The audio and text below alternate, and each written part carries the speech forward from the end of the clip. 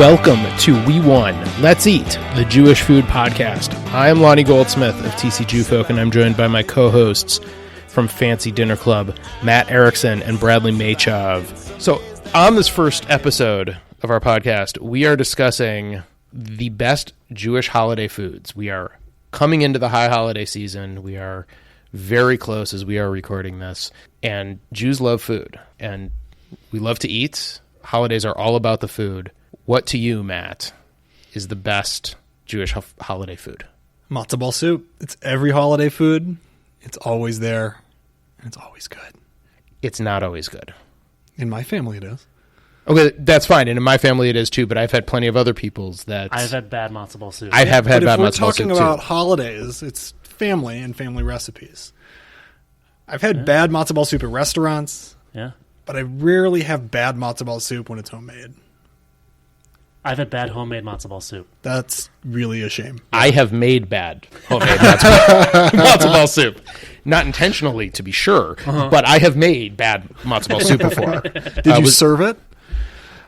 Well, I mean, I sort of had to with, like, you know, instead of, like, the salt shaker, I went to, like, the small glass jar with a spoon, and I'm like, here, you're going to end the pepper. I'm like, you're going to need this. And even then, you know, it's a bit of a coin toss there. So you never made it again? Oh no, I still make it. I work on perfecting it. I'm good. I try to perfect the craft. I love to cook.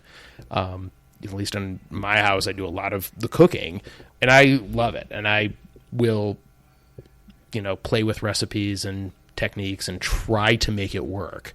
But soup is hard. Soup is not an easy thing to make.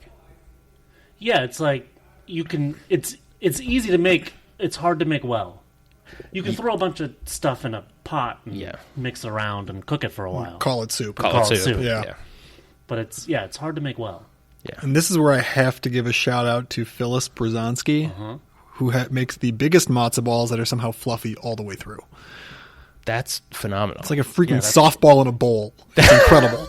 That's an art form. It is. And this is why it's the best holiday food for me.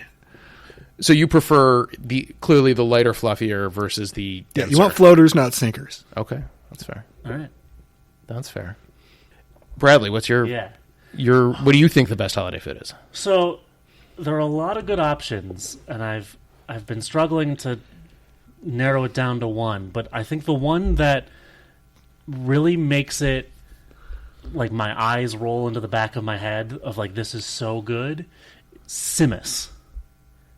Simmus. Yes. For the uninitiated, what is Simmus? It is...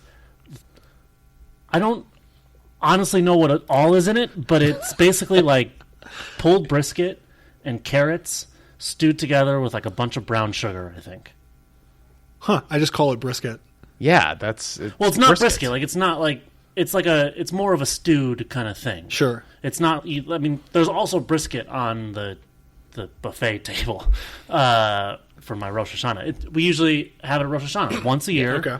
The place I go to, family for Rosh Hashanah, it's there, and it's the thing that I make a beeline towards every time. The carrots are sweet, the meat is tender, and it's just like I think it's the star. That sounds awesome, but I don't know that I've ever had it. I don't know if I have either, but it sounds great. The problem, it just sort of sounds like what the ideal sort of Jewish holiday brisket should be. Yeah. It sounds like it's a sweet and sour brisket, just mashed up.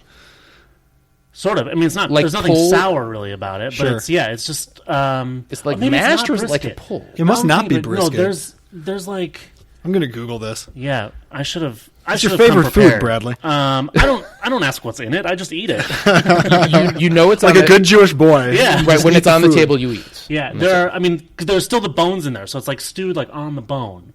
Okay. So it can't be like there's not brisket. No. But it's some. All right, Matt's doing the research. I don't even know how to spell it. The first thing I got was some weird company in Orlando. It's a sweet and savory stew. Yeah. Okay. Well, that sounds awesome. Well, so listeners, now's your chance to get involved in the podcast. Please send us your best Simmus recipes, because and Lonnie will make it and I'll eat it. I will give it a try, and Bradley will eat it, and hopefully it's better than my early soup efforts. We'll eat the third rendition of your Simas, not the first. Yeah, but somebody's got to eat. For what it's worth, there's no meat in this recipe. The first one that came up for me. Yeah, there's no meat in it. It's just like a potato, carrot, sweet potato stew, which sounds vegetable stew. It sounds great. Kind of awesome though. Although it has prunes in it. That's where you lost me. I don't know. It should be a Passover food. It sounds. Considering neither of you have ever heard of it, it's the only time I've ever eaten it is at Rosh Hashanah dinner every year. And Sure. I've never heard of it either, but that's awesome. It is great. I thought you were going to say matzo brie, and I was going to get so mad at you. I do love a good matzo brie. So do you call it matzo brie or fried matzah? I call it fried matzah. So do I. Yeah. I think that there's technically differences. Is there? Okay. But don't ask me to explain what they are. Season 2.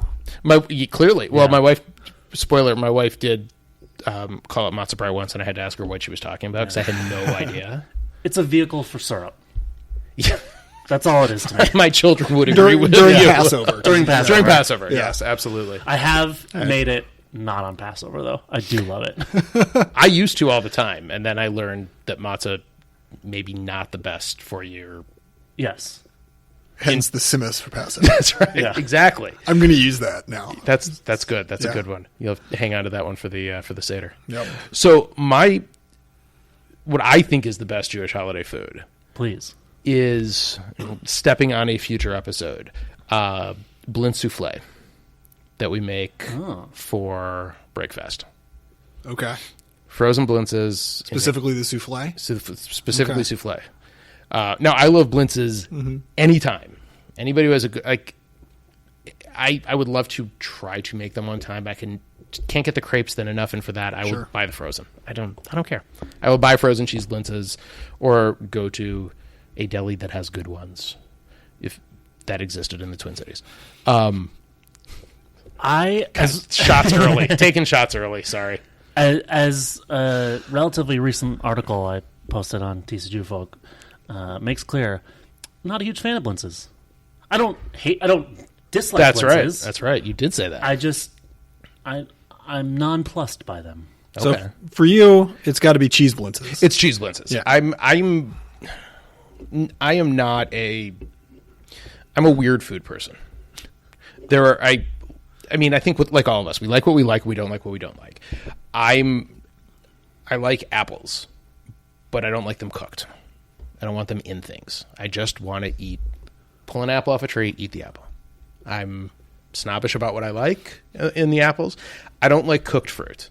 I don't like berries, cherries. Like doesn't fit my flavor profile. You don't like a good compote? I do not like a good compote. All right. I do not.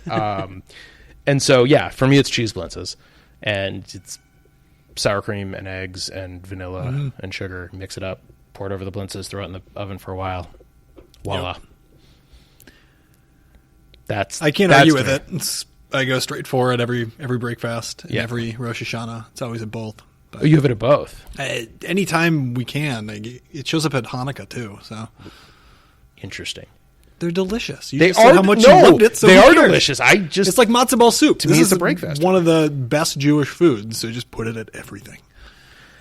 That's fair. See, for me growing up, though, one of my favorite Jewish foods, and I think part of it was because I remember watching my family make them, was not matzo balls, but kreplach. Sure. Basically meat ravioli in the soup. So it's funny. Kreplach is my mom and aunts and cousins tried to make it once, and they hated how long it took. Oh, I remember. Then they discovered pelmeni, which is like a Russian dumpling that you can buy frozen at all these Russian grocery stores in town, and it's just kreplach. So it blew their mind that they could buy frozen kreplach and never have to make it again. I mean, I remember watching. Because it's so nostalgic for them when they think of their mom. I mean, I remember watching my family struggle getting the pasta maker set up. I mean, because they cheated. They would roll it through the pasta maker. And so you have these long strands, the length of the counter, and cut them up. And it was at least afternoon's worth ordeal. Sure. But so good. So worth it. So worth it. I don't know if I've ever had it. You have. You had to have. It's just a meat dumpling and that you usually put in soup. Right. Right. But we only had it we only had it for Rosh Hashanah. Sure. Matzo balls were for Passover, and everything else, and kreplach were for. I mean, you can put them together. Oh no! Wait. I mean, you absolutely could. Do you only have matzo balls at Passover? No. Growing up, we had matzo balls at Passover. We didn't have the kreplach, probably, I'm sure, because of the flour. I mean, you could have done, cake meal or whatever to replace it. You found a replacement somehow, but we, my family never did. But it was fine. But, you could absolutely have both of them. But no, matzo ball, I mean, now matzo balls are whenever I get into wanting to make matzo ball soup because my family asks for it, I'm down. It's an anytime food. What's a holiday food that you just can't stand going for? Oh.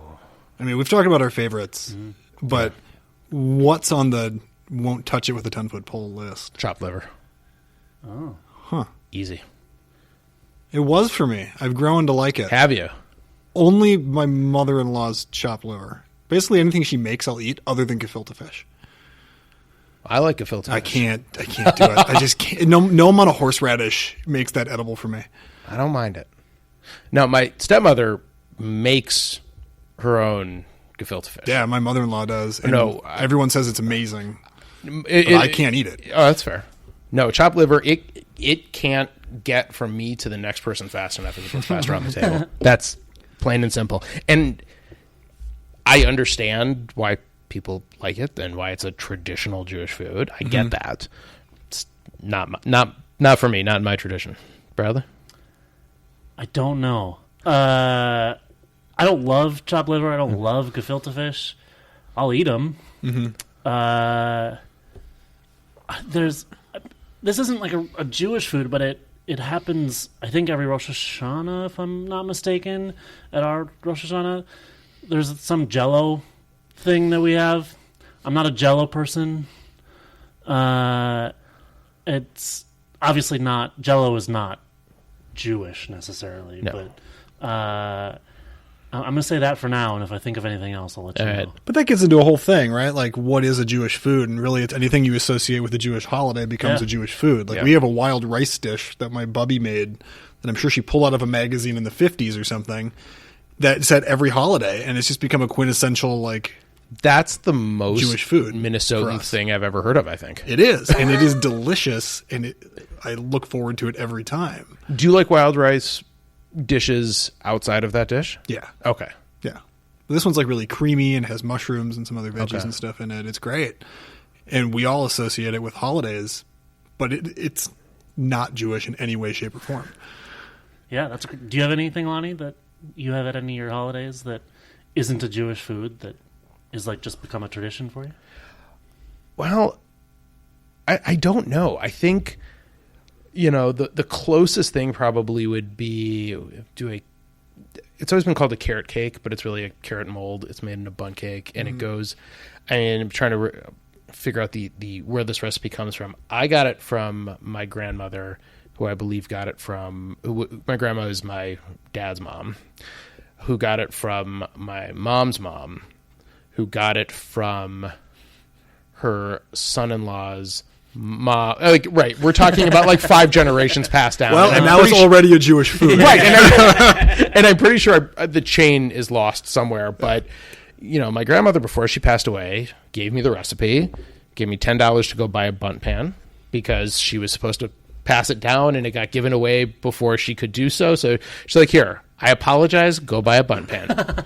It's the most Jewish grandmotherly thing you could think of.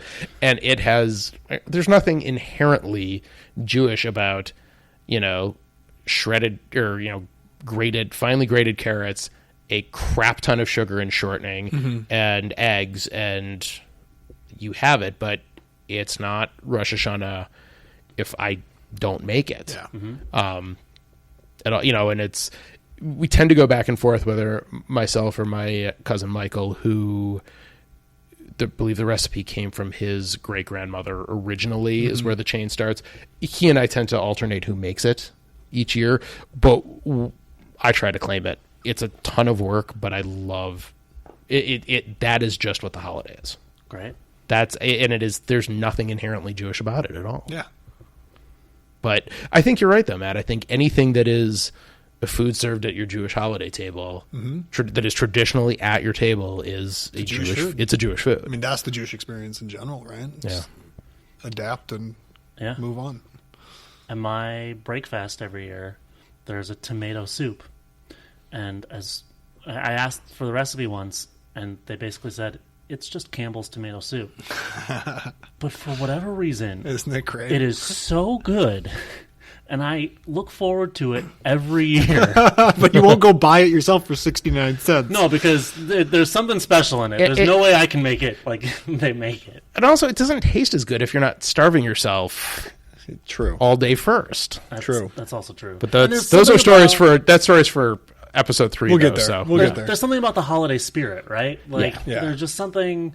you're with the people that you're always with for the most part. You're at the house that you're always at for the most part, or the new one that's going to become the house you're going to be always at, or whatever. And it's something in the air makes everything taste better. I mean, and that's sort of Judaism in a nutshell, right? It's the tradition. It's not, and I suppose that, Bradley, you bring up a good question. Is it the food or the people that you're having it with?